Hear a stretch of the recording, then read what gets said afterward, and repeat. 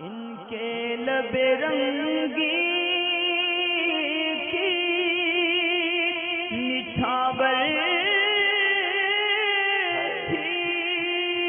کہ جس نے اچھا نام رکھنے کے تعلق سے تھا کہ اچھا نام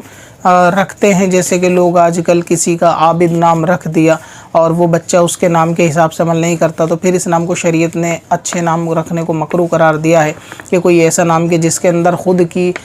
بلندی بیان ہوتی ہو، خود کی بڑائی بیان ہوتی ہو، ایسے نام رکھنے کو شریعت نے مکروہ قرار دیا ہے۔ تو سب سے پہلے دیکھیں کہ جو نام ہوتا ہے، جو اس طریقے کے نام رکھنے کو شریعت نے مکروہ قرار دیا ہے، پہلی وجہ تو یہی ہے کہ نام بچہ خود بھی نہیں رکھتا، جب وہ بڑا ہوتا ہے تو اس کو پتہ چلتا ہے کہ یہ نام اس کا پہلے سے رکھا گیا ہوتا ہے۔ اور نام سے سب سے پہلے اس میں والدین کی ذمہ داری ہوتی ہے کہ جب بچے کا جو بھی نام رکھیں اس نام کے حساب سے اس کی تعلیم و تربیت بھی کرنی چاہیے۔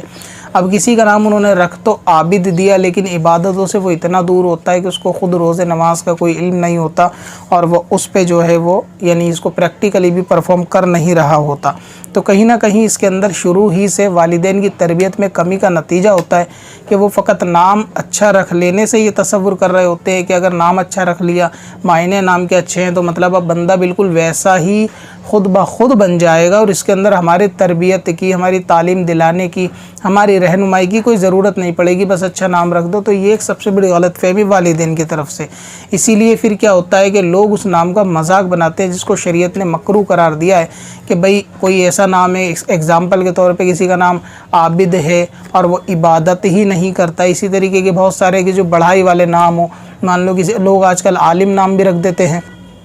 حالانکہ وہ علم سے بہت زیادہ دور ہوتا ہے، تو پھر لوگ اس کے مذاق بناتے ہیں کہ بھئی نام تو عالم ہے اور بندے کو علم بالکل نہیں ہے، یا نماز بالکل پڑھتا ہی نہیں ہے، یا